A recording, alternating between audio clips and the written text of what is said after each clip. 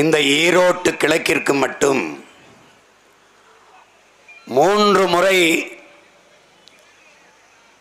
தேர்தல் வருவதற்கான காரணம், ஒரு முறை வாய்ப்பை வழங்கியது, அதை தவறவிட்டார்கள் அந்த மக்கள். மறுமுறை வாய்ப்பை வழங்கியது, அதையும் சரியாக பயன்படுத்திக் கொள்ளவில்லை அந்த மக்கள். எனவே அரிய வாய்ப்பாக, இறுதி வாய்ப்பாக 3வது முறை இந்த வாய்ப்பை காலமும் வரலாறும் வழங்கி இருக்கிறது. ஏனென்றால் விடியல் எப்போதும் கிழக்கிலிருந்துதான் தொடங்க வேண்டும் என்பதற்காக இம்முறையாவது மக்கள் விழித்துக்கொண்டு எழுச்சியுற்று ஒரு மாற்றத்தை நிகழ்த்துவார்கள் என்ற நம்பிக்கையோடு இந்த தேர்தலை ஒரு மாறுதலுக்கான வாய்ப்பாக தந்திருக்கிறது. அதை எண்ணரும் சொந்தங்கள் பயன்படுத்திக் கொள்வார்கள் என்ற அசைக்க முடியாத நம்பிக்கையில்தான் உங்கள் பிள்ளைகள் இந்த களத்திலே நிற்கிறோம். பணத்தை நம்பி தேர்தலில் நிற்கிற ஒரு கட்சி, தங்களின் இனத்தை நம்பி தேர்தலில் நிற்கிற ஒரு கட்சி, மாண்புமிக்க ஜனநாயகத்தை கொண்டு அதை கொன்று கேடுகட்ட பணநாயகமாக மாற்றி நிறுத்தி இருக்கிற ஒரு கட்சி தேர்தல் களத்திலே அந்த கேடுகட்ட பணநாயகத்தை வீழ்த்தி மாண்புமிக்க ஜனநாயகத்தை மலரச் செய்ய வேண்டும் என்ற நோக்கத்தோடு ஒரு கட்சி.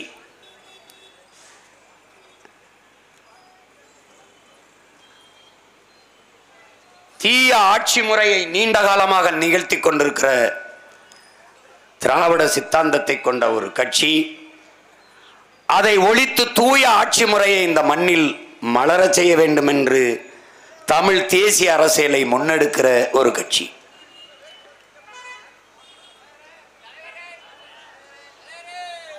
காலம்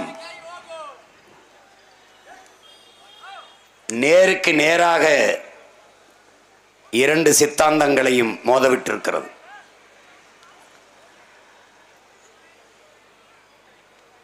கூட்டத்தோடு நிற்பவனுக்கு துணிவு தேவையில்லை, ஆனால் தனித்து நிற்பவனுக்குத்தான் துணிவும் வீரமும் தேவைப்படுகிறது. ஒரு தலைவனுக்கான முதல் தகுதி, எந்த மக்களுக்காக சேவை செய்ய உழைக்க வந்திருக்கிறானோ அந்த மக்களை முழுமையாக நேசிக்க வேண்டும், நம்ப வேண்டும். நாங்கள் கட்சிகளை, தலைவர்களை நம்பாது எங்கள் மக்களை முழுமையாக நேசித்து நம்பி களத்திலே நிற்கிறோம். அறிவார்ந்த மக்கள், கற்றறிந்த பெருமக்கள் நிறைந்து வாழ்கிற ஈரோட்டு கிழக்கு தொகுதியிலே மாற்றத்திற்கான ஒரு புரட்சிகர விதை ஊண்டப்படும் என்கிற நம்பிக்கையில் எம் மக்கள் செலுத்துகிற ஒவ்வொரு வாக்கும் இந்த மண்ணை காக்கும், மண்ணின் மக்களின் மானத்தை காக்கும், எதிர்கால தலைமுறை பிள்ளைகளின் வாழ்க்கையை பாதுகாக்கும் என்ற நம்பிக்கையோடு எனது மக்கள் தங்களின் மதிப்புமிக்க வாக்கை எளிய பிள்ளைகள் எங்களுக்கு தருவார்கள் என்ற நம்பிக்கையோடு இந்த களத்திலே நிற்கிறோம்.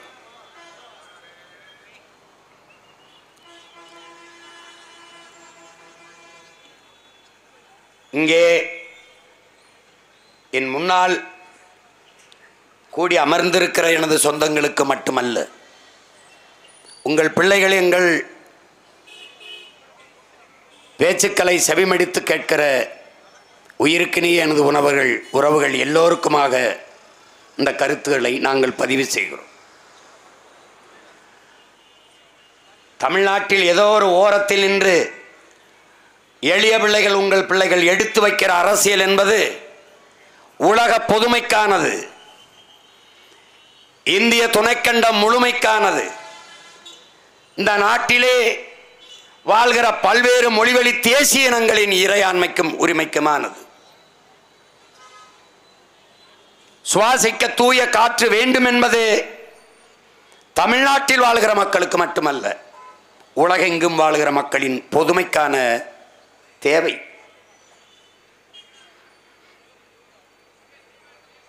பேரன்மிக்க என் பெற்றோர்களே, அறிவார்ந்த எனது இன சொந்தங்களே, நாம் சுவாசிக்கிற காற்று உண்மையிலேயே மானுடர்கள், உலக உயிர்கள் சுவாசிக்க தகுதி பெற்ற ஒன்றா என்பதை நீங்கள் யோசித்து பார்க்க வேண்டும். காற்று மாசுபட்டு விட்டது என்று இவர்கள் ஒவ்வொரு முறையும் அறிவிக்கிறார்கள்.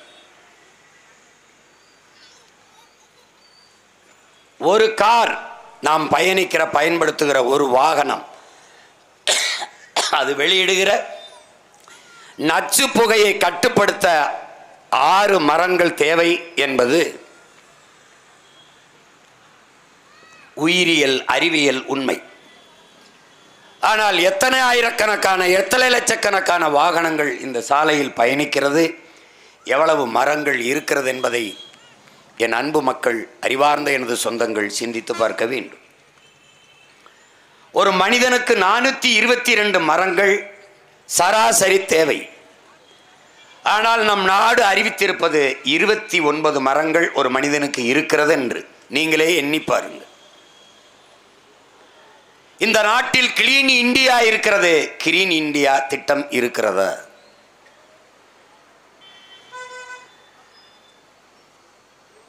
காற்று மாசுபடுவதை, புவி வெப்பமாவதை தடுப்பதற்கு இருக்கிற ஒரே வழி மரங்கள் நட்டு வளர்ப்பதுதான். மானுடக்கு வெயிலடித்தால் குடை விரிக்கிறான், அப்போது பூமி தாய்க்கு வெயிலடித்தால் தடுப்பதற்கு இருக்கிற ஒரே வழி அவளுக்கு குடை பிடிப்பதான், பச்சை குடையை பிடிப்பதுதான். அந்த குடைதான் இந்த மரம் என்பதை அறிவார்ந்த எனது இன சொந்தங்கள் புரிந்து கொள்ள வேண்டும். என்னிலும் இளைய என் தம்பி தங்கைகள் புரிந்து கொள்ள வேண்டும். இதை பற்றி இந்த ஆட்சியாளர்கள் கவலைப்படுவார்களா? படமாட்டார்கள். ஏன்? அவர்கள் ஓட்டுக்காக நிற்பவர்கள். உங்கள் முன்னால் நிற்கிற உங்கள் பிள்ளைகள் இந்த நாட்டுக்காக, மக்களுக்காக நிற்பவர்கள். நீங்கள் குடிக்கிற நீர் உண்மையிலேயே மனிதர்கள், உலக உயிரினங்கள் அருந்துவதற்கு தகுதி உள்ளதா என்பதை நீங்கள் பாருங்கள். நீர் நஞ்சாகி போனது, காற்று நஞ்சாகி போனது, விஷமாகி போனது. நீங்கள் உண்கிற உணவு உணவுதானா, விஷமா, நஞ்சா என்பதை ஆய்ந்து பாருங்கள். 3 வயது குழந்தைக்கு புற்றுநோய் காரணம் என்ன? 100 மரணங்களை எண்ணினால் 90 மரணங்கள் புற்றுநோய். காரணம் என்ன? அரிதினும் அரிதாக அங்கொன்றும் இங்கொன்றுமாக நிகழ்ந்து கொண்ட புற்றுநோய் மரணங்கள் இன்றைக்கு தினந்தோறும் செய்தியாக. காரணம் என்ன? காற்றும் நீரும் உணவும் விஷமாகி போனதுதான். 3 வயது குழந்தைக்கு புற்றுநோய் ஏன் வந்தது? புகையிலை போட்டாலா, பீடி சிகரெட்டு பான்பராக்கு பயன்படுத்தினாலா, அல்லது சாராயம் குடித்தாலா? இல்லை, தாயின் மாரில் பால் குடித்ததை தவிர அவள் ஒரு தவறும் செய்யவில்லை. எதன் பொருட்டும் நஞ்சு கலக்க முடியாத, கலப்படமில்லாத ஒன்று தாய்ப்பால். அந்த தாய்ப்பாலை அருந்தியதை தவிர ஒரு தவறும் செய்யாத அந்த பிஞ்சு குழந்தை புற்றுநோய்க்கு பலியாவது ஏன்? தாயின் பால் நஞ்சாகி போனது. தாய்ப்பால் ஏன் நஞ்சானது?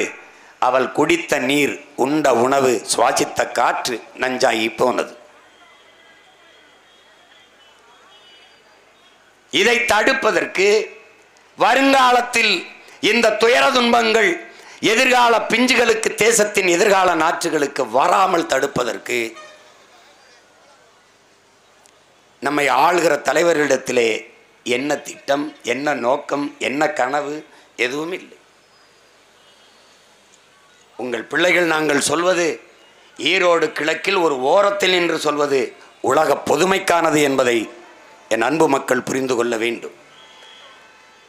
தமிழ் தேசிய பிள்ளைகளை தவிர உலக பொதுமைக்கான அரசியலை எடுத்து வைக்க எவரும் இருக்க முடியாது. காரணம், உலகில் எத்தனையோ இனங்கள் மானுடம் பேசியது, தமிழன் மட்டும்தான் உலகத்திலே உயிர்மை நேயம் பேசியவன்.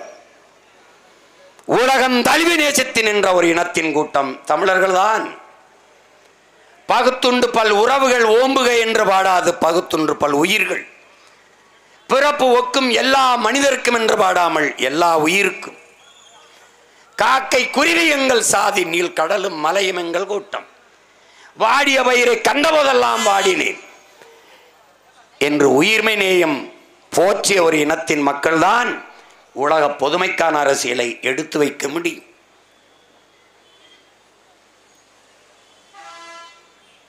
இவற்றையெல்லாம் சரி செய்ய முடியுமா என்றால் முடியும். யாரால் முடியும்? உங்களால் முடியும், என்னால் முடியும், உன்னால் முடியும், நம்மால் முடியும். நாம் எல்லோரும் நினைத்தால் மிகப்பெரிய மாற்றத்தை இந்த மண்ணில் இருந்து நிகழ்த்த முடியும். ஊழல் லஞ்சம் தவிர்க்க முடியாத ஒன்றாக தேசியமயமாக்கப்பட்டு நிறுத்தப்பட்டிருக்கிறது இந்த நாட்டிலே. லஞ்சம் வாங்காதவன் பைத்தியக்காரன், பிழைக்க தெரியாதவன். ஊழல் செய்யாதவன் தகுதியற்றவன். இப்படித்தான் இந்த நாட்டிலே பார்க்கப்படுகிறது. ஊழல் லஞ்சத்தை ஒழிக்க முடியுமா? முடியும். ஒரு நேர்மையாளன் அதிகாரத்திற்கு வந்துவிட்டால் ஒரு நொடியில் அதை ஒழிக்க முடியும். அது நிர்வாக சீர்கேடு. ஆனால் சரி செய்ய முடியாத ஒன்று இருக்கிறது. சாதிய தீண்டாமை இழிவை ஒழிக்க முடியும். ஏழை பணக்காரன் என்று ஏற்றதாழ்வற்ற வர்க்க பேதமற்ற ஒரு நிலை சமூகத்தை உருவாக்க முடியுமா? முடியும். பிறப்பின் அடிப்படையிலே பேதம் கற்பிக்கிற சாதிய இழிவு தீண்டாமை கொடுமையை ஒழித்து ஒரு சமதர்ம சமூகத்தை நிறுவ முடியுமா? முடியும். பாலியல் வேறுபாடற்ற பெண்ணிய அடிமைத்தனமற்ற பெண்ணிய உரிமை பெற்ற ஒரு சமூகத்தை உருவாக்க முடியுமா? முடியும். பொருளாதார அடிமையற்ற தற்சார்பு பொருளாதாரத்தை நிறுவி ஒரு நாட்டை முன்னேற்ற முடியுமா? முடியும். மரங்களை வெட்டிவிட்டால் நட்டு வைத்து வளர்த்துவிட முடியும். தண்ணீரை உறிஞ்சி வித்துவிட்டால் தண்ணீர் விற்பனைக்கு அல்ல, தண்ணீர் மானுட தேவை மட்டுமல்ல, உலக உயிர்களின் உயிர் தேவை. அது விற்பனை பண்டம் அல்ல, தடை என்று தடுத்து தண்ணீரை வருங்கால தலைமுறை பிள்ளைகளுக்கு சேமித்து வைத்துவிட்டு செத்து போக முடியும். மரம் நடுவது, நட்டு வைத்து வளர்ப்பது, மரம் மண்ணின் வரம், வளர்ப்பதே மானுட அறம். மரம் மழை, மரம் காற்று, மூச்சு காற்று, மரம் பறவை பட்சிகளின் வீடு, அவைகளுக்கான உணவு என்று மரத்தை நட்டு வைத்து வளர்த்துவிட முடியும். ஆனால் சரி செய்ய முடியாத ஒன்று இருக்கு என் உடன் பிறந்தார்களே, அது என் நிலத்தின் வளத்தை கொள்ளை போவதை தடுக்காது விட்டால் ஒன்றும் செய்ய முடியாது. உங்களால் மணலை உருவாக்க முடியுமா? உங்களால் மலைகளை திருப்பி உருவாக்க முடியுமா? உங்களால் உருவாக்க முடியாத ஒன்றை அழிக்கிற உரிமையை உங்களுக்கு கொடுத்தது யார்? நிலத்தின் வளத்தை சுரண்டி கொழுப்பதை வளர்ச்சி என்று உங்களுக்கு கற்பித்தவன் யார்? உங்கள் ஜபத்தால், உங்கள் தொழுகையால், உங்கள் வழிபாட்டால் ஒருபிடி மண்ணை உருவாக்க முடியுமா? அறிவார்ந்த மக்களே, உங்களால் ஒரு அங்குலம் மலையை வெட்டி எம் சாண்ட், கல்குவாரி, மலை மணல் என்று வித்துவிட்ட மலைகளை, பூமி தாயின் மலை மார்பை அறுத்து நீங்கள் வித்து கொண்டிருக்கிறீர்கள். உங்களால் அரையங்கிறம் மலையை உங்கள் அதிகாரத்தால் உருவாக்கிவிட முடியுமா? உங்கள் சட்டங்களால், திட்டங்களால் அந்த மலையை உருவாக்க முடியுமா? மலையற்ற நிலம் பாலைவனம் என்கிற அடிப்படை அறிவு அற்றவர்களிடத்தில் அதிகாரத்தை ஒப்படைத்த எண்ணரும் மக்களே, இதை எப்போது சிந்தித்து நீங்கள் மாறுவீர்கள்? மழை இல்லை என்றால் மழை இல்லை, மழை இல்லை என்றால் நீர் இல்லை, நீர் இல்லை என்றால் வளம் இல்லை, வளமில்லாத நிலம் நிலமே இல்லை. இதை எப்போது நீங்கள் அறிவீர்கள்? இந்த உயிரியல் அறிவியல் உண்மையை உணராது நீங்கள் எங்களுக்கு வாக்கு தந்து பயனென்ன? பயனென்ன? எந்த அரசியல் கட்சி இதை பற்றி கவலைப்படும்? எந்த அரசியல் கட்சி? எத்தனை லட்சம் கோடி ஆண்டுகளாக அருங்கொடையாக இருந்த இந்த மலை, நீங்கள் ஏரியை வெட்டினீர்கள், குளத்தை வெட்டினீர்கள், தாங்களை, கர்ணையை, கண்மாயை, கிணறை எல்லாவற்றையும் நீங்கள் உருவாக்கினீர்கள். ஆனால் ஆறை நீங்கள் உருவாக்கினீர்களா? நம் பாட்டனா, நம் முப்பாட்டனா, நம் மூதாதையர்களா? யார் உருவாக்கியது? ஆறை உருவாக்கியது அருவி. அருவியை பிரசவித்தது யார்? மலை. மலை என்பது மலை அல்ல, கற்குவியல்கள் அல்ல. நம் தாயின் முளை மார்பை போல பூமி தாயின் மலை மார்பு என்பதை அறியாத மானுடம் எப்படி வாழும்? எப்படி? இந்த உலகம் மனிதனுக்கு மட்டுமானதா? பல கோடிக்கணக்கான உயிர்களின் உடைமை என்பதை என்றைக்கு நாம் உணர்ந்து தெளிகிறோமோ அன்றுதான் இந்த உலகம் உய்க்கும் என்பதை அறிவார்ந்த எனது சொந்தங்கள் புரிந்து கொள்ள வேண்டும். உலக பொதுமைக்கான அரசியலை தமிழ்நாட்டில், ஈரோட்டில், ஒரு கிழக்கில், ஒரு ஓரத்தில் இன்று ஒரு மகன் பேசுகிறான் என்றால், யாதும் ஊரே யாவரும் கேளீர் என்று நேசித்து நின்ற கனியன் பூங்குன்னனின் பிறந்தான் இதை பேச முடியும். வேற எவன் பேசுவான்? எவன் பேசுவான்? முல்லைக்கு தேரையும் மயிலுக்கு போர்வையும் போத்திவிட்டு போன பேகன் பாரியின் பேரனும் வேத்திகளும் தான் இதை பேச முடியும். வேற எவன் பேச முடியும்? யாரால் முடியும்? மானமும் வீரமும் அறமும் உயிரென்று வாழ்ந்த இனத்தின் மக்கள் தான் இந்த அரசியலை பேச முடியும். அரசியல் பிழைத்தோர்க்கு அறம் கூற்றாகும் என்று போதித்த இளங்கோவடிகளின் பேரனும் பேத்திகளும் தான் இதை பேச முடியும். இதை விட்டுவிட்டு மதிப்பு மிக்க உரிமையை 500 1000ற்கு விற்று என்ன சாதித்தீர்கள்? ஒவ்வொரு தேர்தலிலும் தான் வாக்குக்கு காசு வாங்கி கொண்டு வாக்கு செலுத்தினீர்கள். உங்கள் வாழ்க்கையில் நீங்கள் அடைந்த அரையங்குல முன்னேற்றத்தை சொல்லுங்கள். இந்த நாட்டை ஆண்ட ஆட்சியாளர்களின் திட்டங்களை வரிசையிடுங்கள். சலுகை, போனஸ், இலவசம், மானியம், இதை நாளை தவிர ஒரு திட்டம் யாராவது சலுகை, போனஸ், இலவசம், மானியம் இதை தவிர இந்த நாடு கண்ட வளர்ச்சி, பேரன்பு மிக்க பெற்றோர்களே, அறிவார்ந்த சான்றோர் பெருமக்களே, இன்றும் பள்ளி கல்லூரியில் படித்துக் கொண்டிருக்கிற என் தம்பி தங்கைகளே, உங்களிடத்திலே உங்கள் உடன் பிறந்தவன் உங்கள் மகனை எழுப்புகிறேன். 8.5 லட்சம் கோடியை கடனாக பெற்றிருக்கிறது தமிழ்நாடு. 156 லட்சம் கோடியை கடனாக பெற்றிருக்கிறது இந்திய துணைக்கண்டம், இந்திய பெருநாடு. இதில் தமிழ்நாடு 8.5 லட்சம் கோடியை கடனாக பெற்றிருக்கிறது. ஒரே ஒரு கேள்வியை எழுப்புங்கள், நீங்களே எழுப்பி பாருங்கள். 8.5 லட்சம் கோடியை கடனாக பெற்று இந்த நாட்டை ஆண்ட ஆட்சியாளர்கள் நிறைவேற்றிய ஒரே ஒரு நலத்திட்டம் ஒன்று சொல்லுங்கள். இன்றே இறங்கி இப்படியே நான் பிறந்த ஊருக்கு சென்று விடுகிறேன்.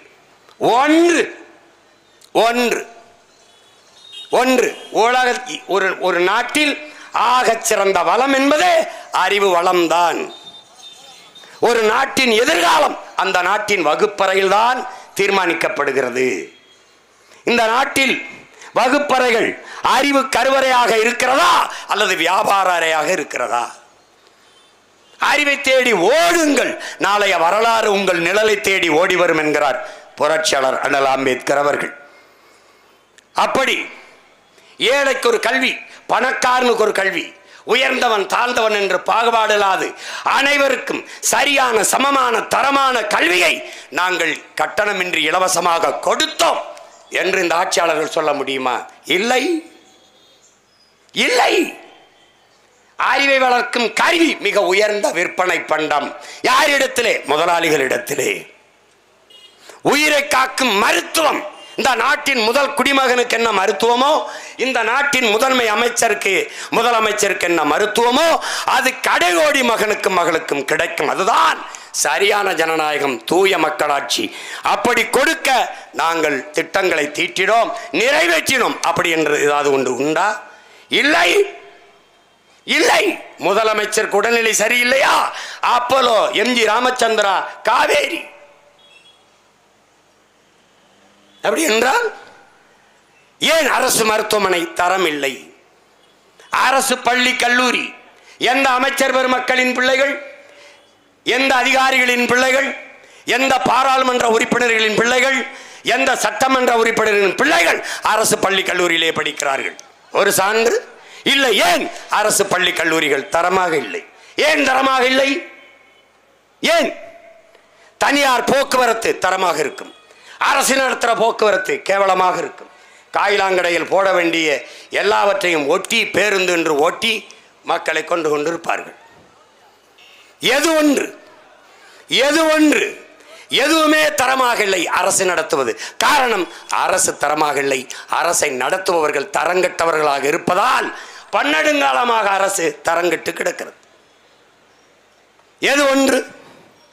இதில் எதையாவது ஒன்றை நிறைவேற்றியிருக்கிறார்களா?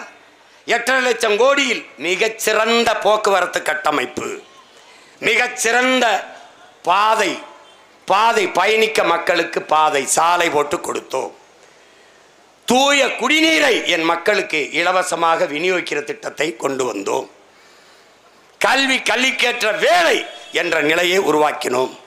வேலை இல்லை என்ற நிலையில் என் நாட்டு பிள்ளைகள் எவனும் இல்லை. பாலு கலாத குழந்தை, கல்விக்கு இயங்காத மாணவன், வேலைக்கு அலையாத இளைஞன், இதுதான் என் கனவு இந்தியா என்ற அடிமை இந்தியாவில் விடுதலைக்கு புரட்சி செய்த பகத்சிங் வைத்த முழக்கம் விடுதலை பெற்று 75 ஆண்டுகளை தாண்டியும் இன்னும் அந்த முழக்கத்திற்கான தேவை இருக்கிறது என்றால் என்ன மாறுதலை கண்டது என் நாடு? எதை தொட்டீர்கள்? தரமான மருத்துவமா, தரமான குடிநீரா, நடக்க பாதையா, எரிக்க தடையற்ற மின்சாரமா? எதுவும் இல்லை. இந்த 3.5 ஆண்டு ஆட்சிகள் எத்தனை முறை மின்கட்டணம் உயர்ந்திருக்கிறது? சொத்து வரி, மின்கட்டண உயர்வு, எல்லாவற்றையும் ஈரோட்டிலே நெசவு, எத்தனை நெசவு ஆலை மூடி கிடக்கிறது. காரணம் என்ன? நூல் விலை ஏற்றம், மின்கட்டண உயர்வு, சொத்து வரி ஏற்றம். கதை முடிந்தது. 8.5 லட்சம் கோடியில் என்ன நிகழ்ந்திருக்கிறது? 50,000 கோடி வட்டி மட்டும் கட்டுகிறார்களே. ஒன்று சொல்லுங்கள். ஒவ்வொரு துறைக்கும், மின்துறையா 1.5 லட்சம் கோடி கடன், போக்குவரத்தா 85,000 கோடி கடன். எப்படி வந்தது? அப்ப இந்த நிதிகள் எல்லாம் எங்கே? நிறைவேற்றிய நலத்திட்டம் ஒன்று, அதான் இலவச பஸ் பாஸ் கொடுத்தமே. யாரு கேட்டது? இந்த கூட்டத்தில் யாரு கேட்டது? குடும்ப தலைவிக்கு 1000. எந்த தாய் கேட்டால்? எந்த தாய்? புரட்சி பெண் திட்டம். யாரு புரட்சி பெண்? யார்? 1000 ரூபாய்க்கு கையேந்திர என் தங்கச்சி அல்ல புரட்சி பெண். தன் மானத்திற்கு இழுக்கு வந்த போது தன்னை பாலியல் சீண்டலுக்கு ஆட்படுத்திய ஒருவனை, அவனை பற்றி புகார் அளித்தால் ஊடகம் தன்னை காட்டும். ஏசுவார்கள், பேசுவார்கள், இழிவு செய்வார்கள், நீதிமன்றத்தில் இருப்பார்கள், விசாரிப்பார்கள், தன்னை அசிங்கப்படுத்துவார்கள், தன் தன்மானத்திற்கு இழுக்கு வரும் என்று தெரிந்தும் அதை பற்றி கவலைப்படாமல் அண்ணா பல்கலைக்கழகத்திலே படித்த ஒரு தங்கை துணிந்து போய் காவல் நிலையத்தில் புகார் அளித்து என்னை ஒருவன் பாலியல் வன்கொடுமைக்கு ஆளாக்கினான், துன்புறுத்தினான் என்று துணிந்து சொன்ன மகள் தான் இந்த நாட்டிலே உண்மையிலே புரட்சி பெண். 1000 ரூபாய்க்கு கையேந்தி என் தங்கை நின்றாள் என்றால் அவர் புரட்சி பெண் அல்ல, வறட்சி பெண். இத்தனை ஆண்டுகள் ஆட்சியில் என் தாயை, என் தங்கையை, என் தம்பியை 1000 ரூபாய்க்கு கையேந்த வைத்த நீ என்ன ஆட்சி இது? மாதம் 1000 ரூபாய் என்றால் ஒரு நாளைக்கு 30 ரூபாய். 30 ரூபாய் கூட சம்பாதித்துக் கொள்ள முடியாத ஏழ்மை வறுமையில் என்னை பெற்ற தாயை வைத்த இது ஒரு ஆட்சி, இது ஒரு கொடுமை. இந்த 1000 ரூபாய்க்கு 950 கோடியை நீங்கள் இழக்கிறீர்கள். அந்த பணத்தை எப்படி நீங்கள் எடுக்கிறீர்கள்? எங்கிருந்து வருகிறது? யாரு கேட்டது இலவச பஸ் பாஸ்? பள்ளி கட்டணம் 5 லட்சம், கல்லூரி கட்டணம் 10 லட்சம் கட்டி இடம் வாங்குகிறோம், பஸ் பாஸ் ஃப்ரீ. நாங்கள் கேட்கறது அந்த கல்வியை தரமாக இலவசமாக கொடு, பஸ்ஸுக்கு நாங்கள் காசு கொடுத்து போகிறோம் என்கிறோம். இவ்வளவுதான். இதுதான் மாறுதல். இதான் மாறுதல். இதுவரை ஆண்டு 1000 ரூபாய் கொடுத்துக்கிறீர்கள். நீங்கள் எழுதி வையுங்கள் என் உடன் பிறந்தார்களே, என் பேரன்பு மிக்க பெற்றோர்களை எழுதி வையுங்கள்.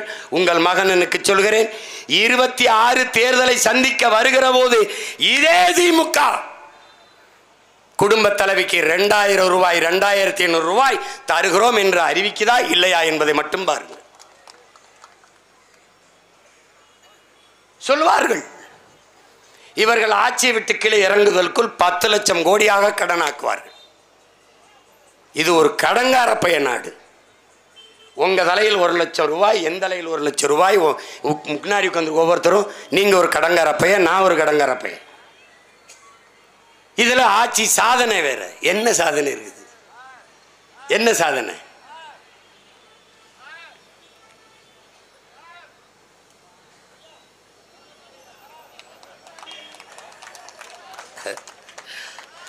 அவர் சார் சார்ன்னு சொல்லும் போது யார் அந்த சார் நமக்கு ஞாபகத்துக்கு வந்துருது. என்ன நியாயம் ஆக்கிரமா? பெண்ணிய உரிமை, பெண்களுக்கான பாதுகாப்பை பற்றி வெக்கம் இல்லாமல் பேசுது இந்த நாடு. பெண்ணிய உரிமை பேசுது. அறிவார்ந்த மக்களே, கற்றறிந்த சான்றோர்களே, கொஞ்சம் யோசிச்சு பாருங்க.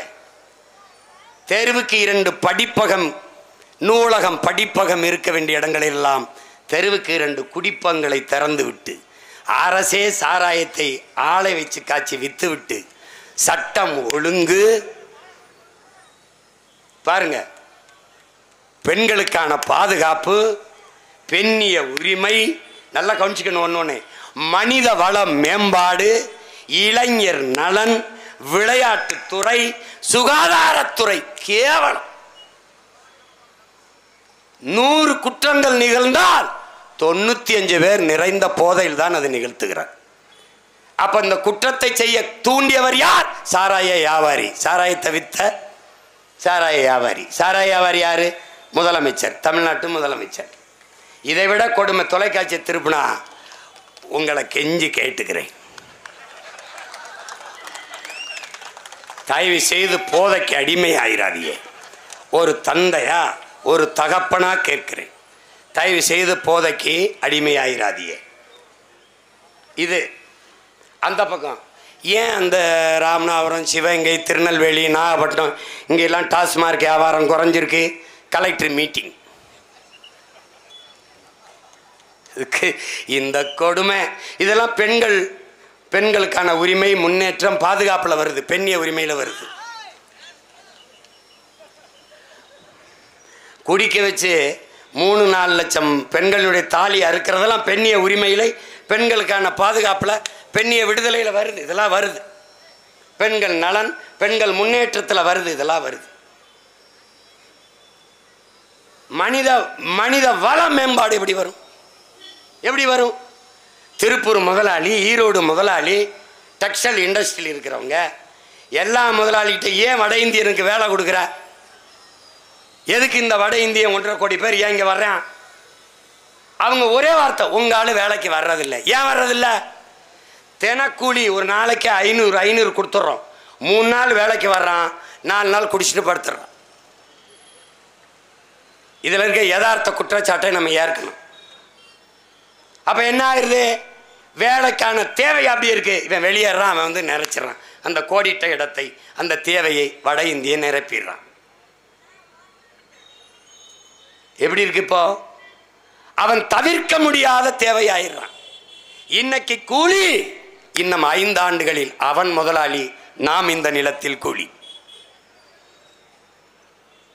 இப்படித்தான் கொஞ்சம் கொஞ்சமா இந்த நிலத்தை நாம் இழந்து கொண்டிருக்கிறோம். இதை கொஞ்சமாவது அறிவார்ந்த எனது சொந்தங்கள், இந்த மண்ணின் மக்கள், அறிவிற்சிறந்த எனது மக்கள் ஆழ்ந்து சிந்தித்து ஒரு முடிவெடுங்கள். ஈரோடு கிழக்கில் தமிழ்நாட்டிற்கான ஒரு விடியலை எழுதுங்கள், வரலாற்றை மாற்றி எழுதுங்கள்.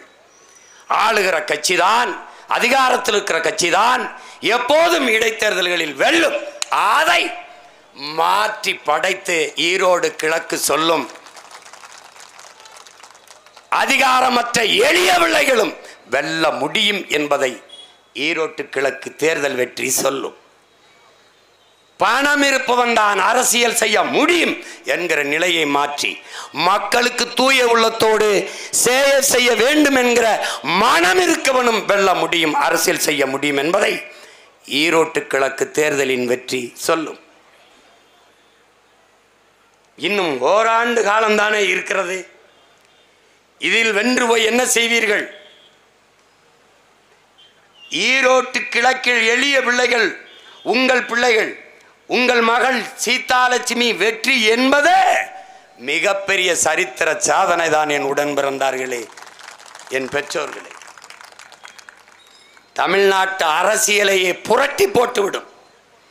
எத்தனை 100 கோடிகளை கொட்டினாலும் வெற்றியை மான தமிழ் மக்களிடத்திலே வாங்க முடியாது.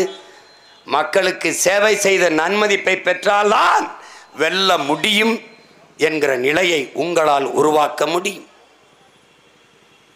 அறிவார்ந்த என் இன சொந்தங்கள், இந்த மண்ணின் மக்கள், உழைக்கும் மக்கள், உழைக்கும் உழவர்குடி மக்கள், மண்மானத்தோடும் தன்மானத்தோடும் வாழ்ந்து வருகிற என் மக்கள், மாற்றி எழுதுங்கள். தமிழ்நாட்டின் அரசியல் வரலாற்றை மாற்றி எழுதுங்கள். எளிய பிள்ளைகள், உங்கள் பிள்ளைகள் எங்களுக்கு உங்களின் மதிப்புமிக்க வாக்கை மைக்கு சின்னத்திலே செலுத்தி இந்த மண்ணின் மக்களினுடைய மானத்தை நிலைநாட்டுங்கள். என்னுடைய தங்கை சீதாலட்சுமி அவர்களுக்கு நீங்கள் ஒளிவாங்கி சின்னத்திலே, மைக்கு சின்னத்திலே வாக்கை செலுத்தி உங்களுக்கான குரலாக, உழைக்கும் மக்கள் உங்கள் உரிமைக்கான குரலாக தமிழக சட்டமன்றத்திலே ஒலிக்க செய்யுங்கள். ஒளிவாங்கியில் ஒரே ஒரு அழுத்தி உங்கள் குரலாக அதே ஒளிவாங்கியில் சட்டசபையிலே அவளை முழங்க செய்யுங்கள், ஒலிக்க செய்யுங்கள். மதிப்புமிக்க வாக்கை உங்கள் பிள்ளைகள் எங்களுக்கு தந்து வலிமை மிக்க அரசியல் ஆற்றலாக நீங்கள் மாற்றி நிறுத்துங்கள். இந்த மண்ணிலே பெரியவன் சின்னவன் இங்கே கிடையாது. எது சரியானது தவறானது என்பதுதான். சரியானதை செய்யுங்கள், எளிதானதை செய்யாதீர்கள், சரியானதை செய்யுங்களே. நண்பு மக்களே, நீங்கள் ஜெயிக்கிற பக்கத்தில் நிற்க வேண்டும் என்று விரும்பாதீர்கள், நிற்கிற பக்கத்தை ஜெயிக்க வேண்டும் என்று நினையுங்கள்.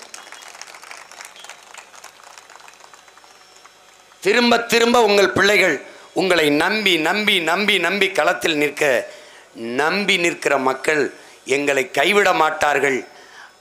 நம்பி நின்ற பிள்ளைகளை கைவிட்டு நம்பிக்கை துரோகம் செய்துவிட மாட்டார்கள் என்கிற அசைக்க முடியாத நம்பிக்கையில் நிற்கிற உங்கள் பிள்ளைகள் எங்களுக்கு மைக்கு சின்னத்திலே வாக்கை செலுத்தி மகத்தான வெற்றியை இந்த மண்ணிலிருந்து தொடங்குங்கள். புரட்சி எப்போதும் வெல்லும். நாளை உங்கள் பிள்ளைகள் எங்களின் வெற்றி அதை சொல்லும். நன்றி, வணக்கம். நாங்கள் எம் மக்களை ஆள வேண்டும் என்று வந்தவர்கள் அல்ல. எல்லோரையும் போல எம் மக்களும் வாழ வேண்டும் என்று வந்தவர்கள். இதுவரை இந்த நிலத்தில் இருந்த அரசியலை மாற்ற வேண்டும் என்று துடிக்கிற இளைய தலைமுறை, புரட்சியாளர்கள் நிறைந்த ஒரு அரசியல் படை நாம் தமிழர் என்கிற கட்சி. எங்களுக்கு ஒரே ஒரு தன்னலம்தான், அது எங்கள் இனத்தின் நலம்தான். இங்கே மற்ற கட்சிகளைப் போல வாக்கை கேட்டு நாங்கள் வந்தவர்கள் அல்ல. வருங்கால தலைமுறை பிள்ளைகளின் வாழ்க்கையை கேட்டு வந்து நிற்கிற பிள்ளைகள். ஓட்டுக்கானவர்கள் அல்ல, இந்த நாட்டுக்கானவர்கள், நாட்டு மக்களின் உரிமைக்கானவர்கள் என்பதை என் அன்பு மக்கள் அறிந்து கொள்ள வேண்டும்.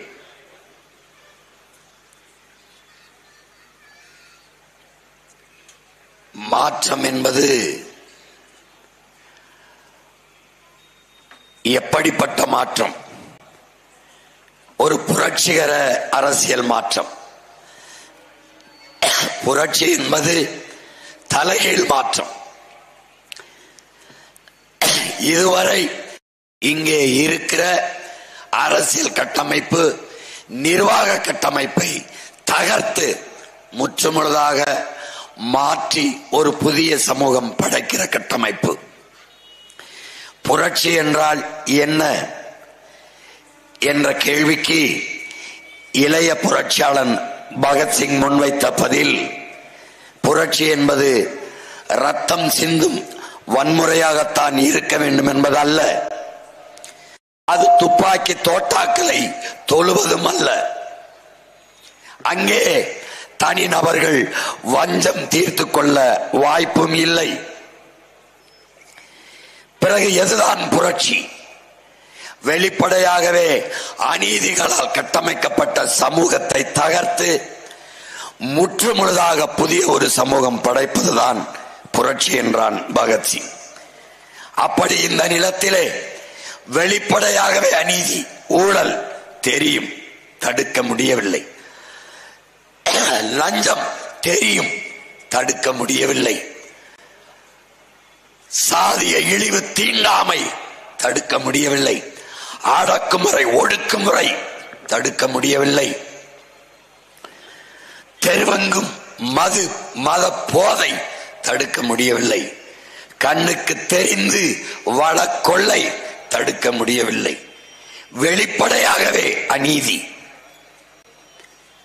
இப்படி வெளிப்படையாகவே அநீதிகளால் கட்டமைக்கப்பட்ட சமூகத்தை தகர்த்து புத்தம் புதிதான ஒரு சமூகத்தை படைப்பதற்கு வந்த பிள்ளைகள் தான் உங்கள் பிள்ளைகள் என்பதை எண்ணரும் மக்கள் தெரிந்து கொள்ள வேண்டும். கற்றறிந்த பெருமக்கள், உலக அரசியலை உள்ளங்கையில் வைத்து பார்த்து கொண்டிருக்கிற மக்கள், நாளோறும் நாளேடுகளை, தொலைக்காட்சிகளை பார்த்து படித்து செய்திகளை, நாட்டு நடப்புகளை அறிந்து கொள்கிற அறிவார்ந்த மக்கள், உங்களினுடைய மதிப்பு, உங்களுடைய மதிப்புமிக்க வாக்கு, அதன் விலை வெறும் 1000, 500 தானா? தன்மானமும் ஈனமானமும் உயிரென்று வாழ்கிற ஈரோட்டு கிழக்கில் வாழ்கிற என் உயிர் சொந்தங்களே, நம்முடைய மதிப்பு வெறும் 1000, 500 தானா? மான தமிழ் மக்கள் பார்த்து பார்த்து கட்டிய வீட்டை அடமானம் வைப்பான், உழுது விளைக்கிற காட்டை அடமான வைப்பான், நேசித்து கட்டிய மனைவியின் தாலியை கூட அடமான வைப்பான். ஆனால் தன்மானத்தையும் இனமானத்தையும் ஒருபோதும் அடமான வைக்க மாட்டான். அதை எண்ணரும் சொந்தங்கள் செய்ய மாட்டார்கள் என்ற நம்பிக்கையில்தான் ஏதுமற்ற உங்கள் பிள்ளைகள் இந்த அரசியல் களத்தில் நிற்கிறோம். எதிர்த்து நிற்பது யாரை? பல ஆண்டுகளாக அதிகாரத்தில் இருந்தவர்கள், இப்போதும் ஆட்சி அதிகாரத்தில் இருப்பவர்கள், கோடி கோடியாக கொட்டி தேர்தலை எதிர்கொள்ள வலிமை படைத்தவர்கள். தமிழ்நாட்டில் இருக்கிற எல்லா தொலைக்காட்சிகளும் பத்திரிகைகளும் அவர்களால் இயக்கப்படுகிறது, அவர்களுக்கு வேலை செய்வார்கள். ஆனால் இதில் எதுவும் இல்லாத பிள்ளைகள் எந்த திமிரில், எந்த நம்பிக்கையில், எந்த துணிவில் களத்திலே நிற்கிறோம் என்றால், எங்களை பெற்றவர்கள், எங்கள் உடன் பிறந்தவர்கள் எங்களை கைவிட்டு விட மாட்டார்கள் என்ற அசைக்க முடியாத நம்பிக்கையில் இந்த களத்திலே நிற்கிறோம். உலகெங்கிலும் மாறுதல், புரட்சி இப்படித்தான் நடந்திருக்கிறது. இப்படித்தான் நாங்கள், எங்களை பாருங்கள், உங்களிடமிருந்து உங்களுக்காகவே வந்தவர்கள். எங்கள் முகங்களை பாருங்கள், கண்ணாடியில் உங்கள் முகங்களை பாருங்கள். உங்களைப் போலவே உங்களிடமிருந்து வந்தவர்கள் தான் நாங்கள். திரும்ப திரும்ப பேசி பேசி தொண்டையின் இரு சுவர்களும் புண்ணாகி போன போதும் நான் என் மண்ணுக்காக மக்களுக்காக பேசுவதை நிறுத்தப் போவதில்லை என்று தொடர்ந்து பேசிக்கொண்டே இருக்க காரணம், எங்களிடம் இருக்கிற கடைசி ஆயுதம் மூச்சும் இந்த பேச்சும் தான், வேறு வழி இல்லை.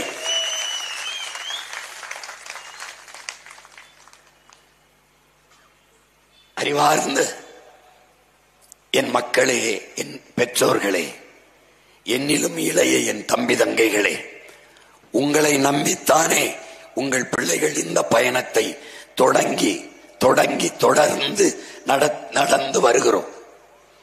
நாங்கள் எங்கிருந்து தொடங்கினோம்? எங்கிருந்து? தாயின் கருவறையில் இருந்தில்லை, என் இனத்தின் கல்லறையில் இருந்து தொடங்கினோம். இந்த பயணத்தை எங்கிருந்து தொடங்கினோம்? எங்கிருந்து? என் இனத்தின் பிணக்குவியலில் இருந்து பிரசவித்து தொடங்கினோம். நாங்கள் தாலாட்டு கேட்டு வளரவில்லை. என் இனத்தின் ஒப்பாரியிலும் ஓலத்திலும் கத்தலிலும் கதறலிலும் வளர்ந்த பிள்ளைகள். ஏதுமற்று நிற்கதியாக நிற்கிற போது புரட்சியாளன் சேவரா ஒரு முழக்கத்தை முன்வைத்தான். அடுத்தவன் காலில் விழுந்துதான் வாழ வேண்டும் என்கிற நிலை இருக்குமானால் நான் எழுந்து நின்று இறங்கு போவேன் என்ற முழக்கத்தை முன்வைத்தான். எங்கள் முன்னவர்கள் தீரன் சின்னமலை, பூலித்தேவன், மருதபாண்டியன், எங்கள் பாட்டி வேலநாச்சியார், பெரும்பிடுகு முத்தரையன், பண்டார வன்னியன், அழகு முத்துக்கோன், சுந்தரலிங்கம், வெள்ளையத்தேவன், இப்படி எண்ணற்ற வீரமறவர்கள் களத்திலே பாய்ந்தார்கள். வெள்ளைக்காரன் வைத்திருப்பது துப்பாக்கி, பீரங்கி. எங்களிடத்தில் இருந்தது வாளும் வேலும் தான். சண்டைக்கு போனால் சாவோம் தெரியும். ஆனாலும் என் பாட்டனும் பாட்டியும் போனார்கள். ஏன்? மான தமிழ் மக்களுக்கு மரணத்தை விட மானமே பெரிது என்பதால் போனார்கள். அவர்கள் ஒரு முழக்கத்தை முன்வைத்தார்கள். அடிமை வாழ்வினும் உரிமை சாவு மேலானது என்ற முழக்கத்தை முன்வைத்தார்கள். காரணம், உயிர் தனிப்பட்ட ஒருவனின் இழப்பு. உயிரை இழக்கலாம், உரிமையை இழக்கக்கூடாது. ஏன்? உரிமை என் இனத்திற்கான இழப்பாக மாறிவிடும். அந்த கோட்பாட்டை உள்வாங்கிய எங்கள் உயிர் தலைவன் அதே கருத்தியலை கொண்டு களத்திலே நின்றான். 1000 ஆண்டுகள் நாம் அடிமையாக வாழ்வதை விட சுதந்திரமாக சாவது மேலானது. அதுவும் அந்த சுதந்திரத்திற்காக போராடி சாவது அதைவிட மேலானது. இந்த தத்துவத்தை வாசித்து நேசித்து சுவாசித்து நிற்கிற உங்கள் பிள்ளைகள் முடிவெடுத்தோம். 5 சீட்டு 4 சீட்டு நோட்டு. இதுக்கு இந்த திராவிட பன்னிகளிடத்திலே மண்டியிட்டு நிற்பதை விட மான தமிழ் மக்கள், புலிமறவனின் பிள்ளைகள் இந்த திராவிட பன்னிகளை வேட்டையாடி வீழ்த்தி விட வேண்டும் என்கிற வெறியோடு களத்திலே நிற்கிறோம். இத்தனை கட்சி கூட்டணி ஒற்றை மகன் பிரபாகரன் மகனை எதிர்கொள்ள முடியாமல் எங்கிருக்கிறார்கள் என்று தெரியவில்லை. எங்கே? எந்த திசை? பணத்தை தவிர உன்னிடத்தில் என்ன இருக்கிறது? உன்னிடத்தில் பணம் இருக்கிறது. 8 கோடி என் இனமும் என் முன்னால் இருக்கிறது. இதெல்லாம் மாறுமா? இதெல்லாம் சாத்தியமா? இதெல்லாம் நடக்குமா என்று இப்படித்தான் நினைத்தார்கள் இந்த பிள்ளைகளை. சினிமா எடுக்கிற பைய, சின்ன பைய, ஒரு தடவை ஜெயில ஓட்டா பயந்துருவான், 2 தடவை ஓட்டா ஓடிடுவான், 3 தடவை ஓட்டா பயந்துருவான், 4 மாசம் ஓட்டா பயந்துருவான். 1.5 வருஷம் சிறையில் போட்டும் சிலிர்த்து கொண்டு அதே வெறியோடு வெளியில வந்தவன் உங்கள் மகன் சீமான். காரணம், அடிமைப்பட்ட இனமும் அடிபட்ட புலியும் எழுச்சி கொண்டால் எவனும் எதிர் நிற்க முடியாது. நாங்கள் அடிமைப்படுத்தப்பட்ட இனம் மட்டுமல்ல, அடிபட்ட புலி வெகுண்டு எழுந்து நிற்கிறோம். எவரும் எதிர் நிற்க முடியவில்லை. இவனெல்லாம் ஒரு ஆளா என்று கருதினார்கள். 234 தொகுதியில் போட்டி போட 200 பேர் இருக்கிறார்களா என்று கேட்டவர்கள் இன்னும் உயிரோடு தான் இருக்கிறார்கள். தனித்து நிற்க எந்த கட்சிக்காவது துணிவு இருக்கா? துணிவு இருக்கா? 234 தொகுதியிலும் தனித்து தனித்து தனித்து போட்டி போடுக்கிற ஒரு துணிவு, தெளிவு, வீரம் நாம் தமிழர் கட்சிக்கு மட்டும்தான் இருக்கிறது. தாயின் மாறிலே கறந்த பால் போல கரைபடியாத தூய உள்ளத்தோடும் கைகளோடும் களத்திலே நிற்கிற ஒரு அரசியல் கட்சி நாம் தமிழர் கட்சி மட்டும்தான். எங்கள் பாட்டன் பாரதி பாடுகிறான், தண்ணீர் விட்டா வளர்த்தோம் சர்வேசா, இப்பயிரை கண்ணீரால் காத்தோம், கருக திருவுளமோ கருக திருவுளமோ. இந்த சுதந்திர பயிரை நாங்கள் தண்ணீர் விட்டா வளர்த்தோம், கண்ணீரால் காத்தோம், கருக திருவுளமோங்கிறான்.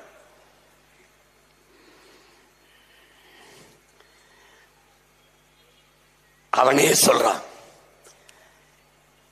பொழுதெல்லாம் பொழுதெல்லாம் எங்கள் செல்வம் கொள்ளை கொண்டு போவதோ, நாங்கள் இன்று சாவதோ, அழுது கொண்டு இருப்போமோ, ஆண் பிள்ளைகள் அல்லமோ, உயிர் வெல்லமோ என்கிறார். என் வளம், என் மலை, என் காடு, என் நீர், என் மணல் எல்லாம் கொள்ளை கொண்டு போக நான் வேடிக்கை கொண்டு பார்த்து கொண்டு அழுது கொண்டு நிற்க எனக்கு என்ன உயிர் வெல்ல கட்டியாடா, நாங்கள் ஆண் பிள்ளைகள் அல்லவா என்று எங்கள் பாட்டன் பாரதி பாடுறான். கடைசிக்கு சொல்லுகிறான், தர்மமே தர்மமே வெல்லும் எனும் சான்றோர் சொல் பொய்யாமோ, பொய்யா போயிருமா? கர்ம விளைவுகள் யாம் கண்டதெல்லாம் போதாதாங்கிறான்.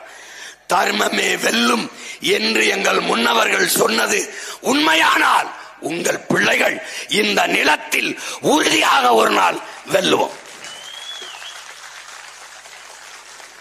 என் மொழி செத்துவிடக் கூடாது என்று என் முன்னவர்கள் செத்தது சத்தியமானால், என் இனம் செத்துவிடக் கூடாது என்று எங்கள் மூதாதைகள் போராடி செத்தது உண்மையானால், லட்சக்கணக்கான எங்கள் மாவீரர்கள் என் தாய்மண் அடிமைப்பட்டு விடக்கூடாது என்று போராடி செத்தது உண்மையானால், அவர்கள் சிந்திய இரத்த துளி அதனால் என் தாய் நிலம் சிவந்தது உண்மையானால், அவர்கள் விட்டு சென்ற மூச்சு காற்றை மான தமிழ் மக்கள் நாங்கள் இன்னும் சுவாசிப்பது உண்மையானால், சத்தியமாக உங்கள் பிள்ளைகள் இந்த மண்ணை வெல்லுவோம், ஆளுவோம். இந்த நிலத்தில் இருக்கிற ஊழல், லஞ்சம், கொலை, கொள்ளை, பசி, பஞ்சம், சாதிய இழிவு, தீண்டாமை, அடக்குமுறை, ஒடுக்குமுறை, மது, மத போதை ஏதுமற்ற புதிய ஒரு தேசம் செய்வோம். எம் மக்களின் புரட்சியால் அதை உறுதி செய்வோம். ஒரு சீட்டு இந்த பொண்ணு வென்று போய் என்ன செய்வாள்? ஒத்த சீட்டை வென்று என்ன செய்வாய் சீமான்? என் அன்பு மக்களே, அறிவார்ந்த சொந்தங்களே, பெரிய கோட்டை, மாபெரும் கதவு, ஒரு சிறிய ஓட்டை, ஒரு சாவி துவாரம், ஒரு சிறிய ஓட்டை சாவி துவாரம், அதில்தான் எவ்வளவு பெரிய கோட்டையானாலும் திறக்கணும். அப்படி சார்ஜ் கோட்டையை திறப்பதற்கு அன்பு மக்களே ஒரே ஒரு சாவி, அது ஈரோடு கிழக்கில் இருந்து உதிக்கட்டும். ஒரு பெண் மகள் என்ன செய்வாள்? எண்ணி விடாதீர்கள், எண்ணி விடாதீர்கள், பெண்ணெனும் பேராற்றலை மறந்து விடாதீர்கள். எங்கள் தலைவனின் படையிலே அங்கையர் கன்னி என்று ஒரு தங்கை இருந்தால், அறிவார்ந்த தமிழ் தம்பி தங்கிகள், என்னரும் பெற்றோர்கள் இந்த வரலாற்றை அறிந்திருக்க வாய்ப்பில்லை, நிறைய பேர் தெரிந்திருக்க வாய்ப்பில்லை. அவள் அப்படிப்பட்ட வீரமிக்க புலிப்பிள்ளை, அங்கையர் கன்னி, கரும்புலி மரத்தி, உயிரை ஆயுதமாக ஏந்துகிற மரப்பெண் அவள். என் தலைவன் படையிலே இலங்கை கடற்படை ராணுவம் மொத்த கட்டமைப்பும் ஒரு கப்பலிலே. அந்த கப்பலை தகர்த்தால்தான் நாம் எளிதாக தாக்குதலை தொடுக்க முடியும் என்கிற நிலை வரும்போது அந்த மான மரத்தி கரும்புலியாக சென்று கப்பலை தகர்க்க முடிவெடுக்கிறார். தலைவர் அதற்கு தயாராகும் போது அவளுக்கு காய்ச்சல் வந்து விடுகிறது. காய்ச்சல் என்று சொன்னால் தலைவர் அந்த வாய்ப்பை தனக்கு தரமாட்டார், வேற ஒருவருக்கு தந்து விடுவார் என்று அவள் சொல்லவே இல்லை. இப்போது எல்லோரும் சென்று அவளை அனுப்பி வைக்கிறார்கள். உங்களால் நம்ப முடிகிறதா?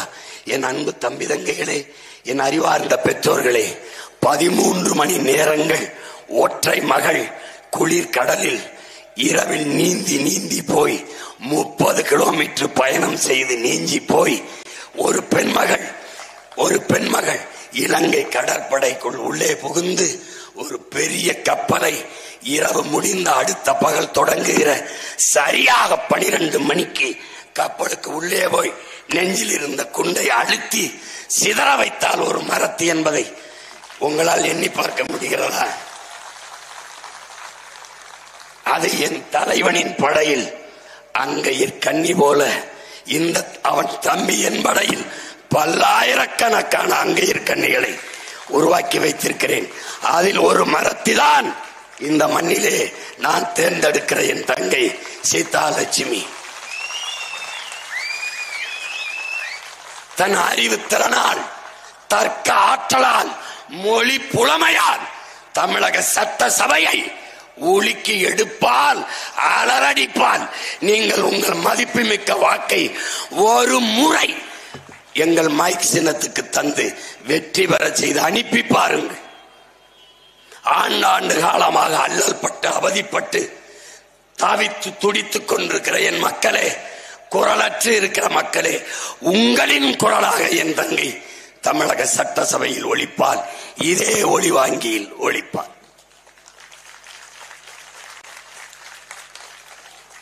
நம்புங்கள். யாரையோ நம்பிவிட்டீர்கள். யாரையோ திருட்டு ரயிலேறி வந்த கருணாநிதியவே நம்பிவிட்டீர்கள். ஒரு முறை இல்ல, பல முறை நம்பிவிட்டீர்கள். கருணாநிதிக்கு மகனா பிறந்ததனாலேயே ஸ்டாலினையும் நம்பிவிட்டீர்கள். ஸ்டாலினுக்கு மகனா பிறந்ததனாலேயே உதயநிதியும் நம்பிவிட்டீர்கள். ஒரு முறை உங்களுக்கு பிள்ளைகளாக பிறந்ததனாலே எங்களை ஒரு முறை நம்புங்களே, ஒரு முறை நம்புங்கள், ஒரு முறை நம்புங்கள். தன்மானத்தோடு இனமானத்தோடு வெகுண்டு எழுங்கள். ஒரு முறை நம்மால் முடியும் மாற்றத்தை. தமிழ் திருநாட்டில் ஈரோட்டில் கிழக்கில் இருந்து ஒரு புதிய விடியலை அந்த நிலத்தின் மக்கள் உருவாக்கினார்கள் என்று வரலாறு எழுதட்டும். வருங்கால தலைமுறையில் தமிழக அரசியல் வரலாறை படிக்கிற போது ஒரு இடைத்தேர்தல், அற்ப காலம், ஓராண்டு கால பதவி, அதிலே ஏதுமில்லாத எளிய பிள்ளைகள் நிறுத்திய ஒரு பெண்மகள் சீதாலட்சுமிக்கு ஒளிவாங்கி சின்னத்திலே வாக்கு செலுத்தி வெல்ல வைத்தார்கள் தமிழ் மக்கள் என்று இந்திய நிலமுழுமைக்கும் பேசுவார்கள். அந்த வரலாற்று வாய்ப்பு உங்கள் முன்னால் நிற்கிறது, உங்கள் முன்னால், உங்கள் கைகளில் இருக்கிறது. பிப்ரவரி மாதம் 5ஆம் தேதி நடக்க இருக்கிற வாக்குப்பதிவில் அது ஓட்டு என்று கருதினார்கள். கொடுமையான உண்மையான இன்னைக்கு குடியரசு நாள். என் தம்பி துரைமுருகன் கூட பேசினார். குடியரசு என்னிடத்தில் கேட்டார்கள், குடியரசு என்றால் டெமோக்ரசி, ஜனநாயகம், குடியரசு என்றால் என்ன? குடிக்கிற மக்கள் கொடுக்கிற காசில் நடக்கிற அரசு என்பதால் இது குடியரசு.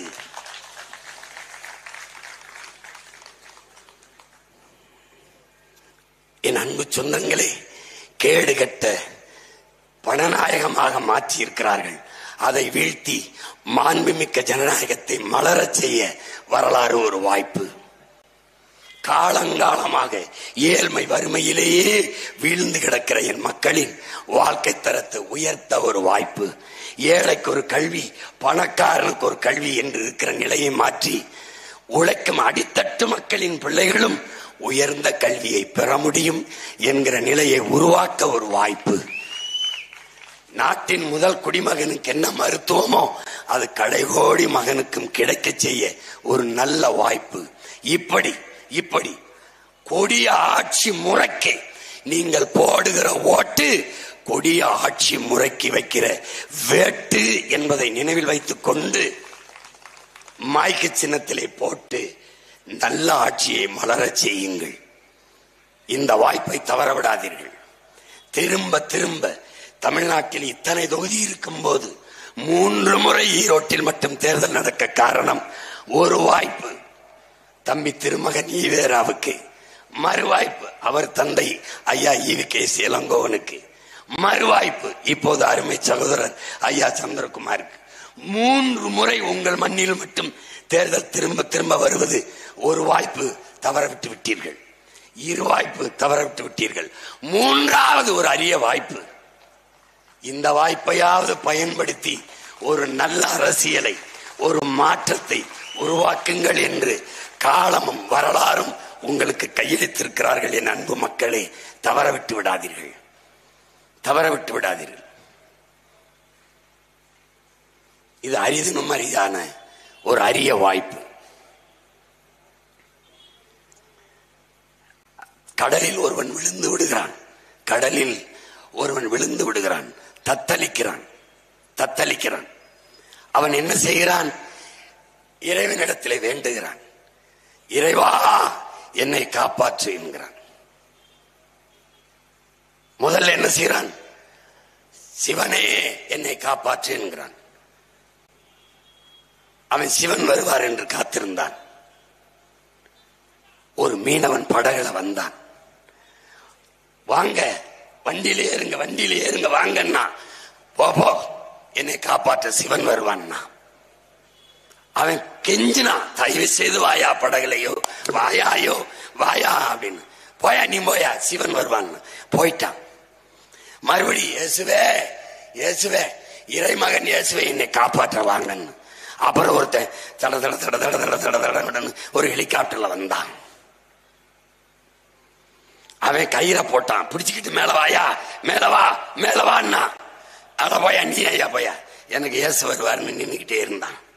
அவனே எவ்வளவு கெஞ்சி பார்த்துட்டு ஏனிய சுட்டிட்டு போயிட்டான். மறுபடியும் அல்லாஹ் என்னை காப்பாத்துன்னா. ரொம்ப நேரங்கத்துல அவர் ஒரு கப்பல்ல ஒருத்தர் அனுப்பினார், சின்ன ஸ்டீம் போட்ல ஒருத்தர் அனுப்பி ஒருத்தர் வாராரு. ஏ வாப்பா உட்காருப்பான். அப்பவும் வர மாட்டேங்கிறான். எனக்கு அல்லாஹ் வருவார், எனக்கு அல்லாஹ் வந்து என்னை காப்பாத்துவாருன்னு கத்திட்டு இருந்தான். அவரு கெஞ்சி பார்த்துட்டு அவரும் போயிட்டாரு. கடைசியா தண்ணிக்குள்ள கொழுதி செத்து போனான். மேல இருந்து என்ன இந்த பைய இவ்வளவு தூரம் கெஞ்சி நான் கைவிட்டியல, நான் முதல்ல ஒரு படகுல ஒருத்தனை அனுப்புனேன், அப்புறம் ஹெலிகாப்டர் கொடுத்து ஒருத்தனை அனுப்புனேன், அப்புறம் கப்பலை கொடுத்து ஒருத்தன் அனுப்புனேன். இவன் எதையுமே பயன்படுத்திக்கல, சாவதை தவிர வழி இல்லை. அந்த கடலுக்குள்ள விழுந்தவன் கதையா என் இன மக்களே நீங்க இருந்துடாதீங்க. ஒவ்வொரு முறையும் உங்க பிள்ளைகள் நாங்க ஒவ்வொரு முறையும் படகுல வாரம் காரி துப்பி விரட்டிடுறிய, அப்புறம் ஹெலிகாப்டர்ல வாரம் ஏறி மிதிச்சு விரட்டிடுறிய, அப்புறம் கப்பல்ல வாரம் கல்லெடுத்து எறிஞ்சு விரட்டிடுறிய. சாவதை தவிர வழி இல்லை. நல்லா இருப்பிய பொழைச்சுக்கிறங்க. என்ன செய்யறது எல்லா கோபத்தையும் திரட்டி வச்சுக்கிறங்க. ஹிட்லர் சொல்றான், அடக்க முடியாத ஆத்திரம் வருதா, வெறி வருதா, கோபம் வருதா, அவமானப்படுத்துறானா, அசிங்கப்படுத்துறானா, எல்லாவற்றையும் சேர்த்து வை. உனக்கு வாய்ப்பு வரும்போது கருவறுத்து விடு என்கிறான். வெறியா இருக்கா? கழிவு நீர் வழிந்தோட கவா வெட்டி தரல, இந்த கவாடி பயில பழி வாங்கணும், வச்சுக்க. மழை நீர் வழிந்து ஓட கவா வெட்டி தரல, வச்சுக்க. விளைய வைக்கிற பொருளுக்கு உரிய விலையை தரல வச்சுக்க. மின் கட்டணத்தை உயர்த்திட்டான், சொத்து வரியை உயர்த்திட்டான், எல்லா விலை ஏறி போச்சு. நெசவாலை நடத்த முடியல, மூடிட்டான். நூல் விலை ஏறிடுச்சு, வாழவே முடியல. வன்மம் வச்சுக்க. பழி வாங்க ஒரு தருணம், ஒரே ஒரு அழுத்து இந்த மைக்கில் அழுத்திரு, முடிஞ்சு. ஒரு ஓட்டை இந்த பிள்ளைகளை நம்பி போட்டு நிம்மதியா படுங்க, நாட்டை எங்க கிட்ட விடுங்க. இவ்வளவுதான் நாங்க கேட்கறது. தயவு செய்து அறிவார்ந்த பெருமக்களே, பேரன்பு கொண்டு நாங்கள் நேசிக்கிற என் உயிர் சொந்தங்களே, என்னிலும் இளைய என் தம்பி தங்கைகளே, எங்கள் பேச்சை கேட்டுக்கொண்டிருக்கிற உலக மாந்தர்களே, ஒரே ஒரு தடவை எங்களுக்காக வாக்கு செலுத்துங்கள். எங்கள் வெற்றிக்காக வாழ்த்துங்கள். ஒண்ணும் கேட்கல, ஒரு ஓட்டை தங்கட்டும். நோட்டை கொடுப்பான், வாங்கிக்க. ஓட்டை இங்க போட்டுக்க, அவ்வளவுதான். அவ்வளவு ரோசம் வேணாம். எங்க அம்மா எல்லாம் பணத்தை கொடுத்தாலும் மக்கள் விரும்பியவர்களுக்கு, நல்ல அரசியலுக்கு, அதுக்குத்தான் வாக்கு செலுத்துவார்கள் என்ற நிலையை உருவாக்குங்கள். பணத்தை வைத்து தேர்தலில் வெற்றி பெற முடியாது என்கிற நிலையை உருவாக்குங்கள். மாற்றம் தானாக வரும்.